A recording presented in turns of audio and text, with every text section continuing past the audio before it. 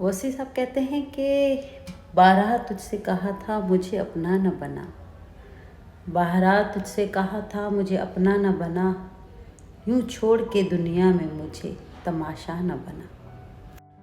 न देख पाएगा ख्वाब मेरी आँखों के, न देख पाएगा ख्वाब मेरी आँखों के, मुसव्विर मेरा चेहरा न बना।